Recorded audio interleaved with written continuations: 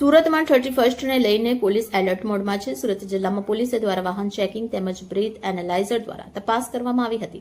પોલીસે માત્ર નશાખોરી જ નહીં પરંતુ ટ્રાફિક નિયમોના ભંગ બદલ પણ કાર્યવાહી કરી હતી.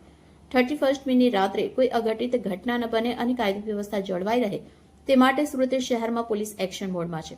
ભાગળ 4 રસ્તા પાસે પોલીસે નાકાબંધી કરીને અહીંથી પસાર થતી રિક્ષા, બાઇક, મોપેડ, કાર અને ટેમ્પા જેવા તમામ વાહનોનું ઝીણવટભર્યું નિરીક્ષણ કરવામાં આવ્યું હતું. આ ઉપરાંત વાહન ચાલકે દારૂનું સેવન કર્યું છે કે નહીં તે તપાસવા માટે પોલીસે બ્રેથ એનાલાઇઝર મશીનનો ઉપયોગ કર્યો હતો અને દારૂનું સેવન કરેલું હશે તો બ્રેથ એનાલાઇઝર મશીનમાં પકડાય તો તેના પર યોગ્ય કાર્યવાહી કરવામાં આવશે.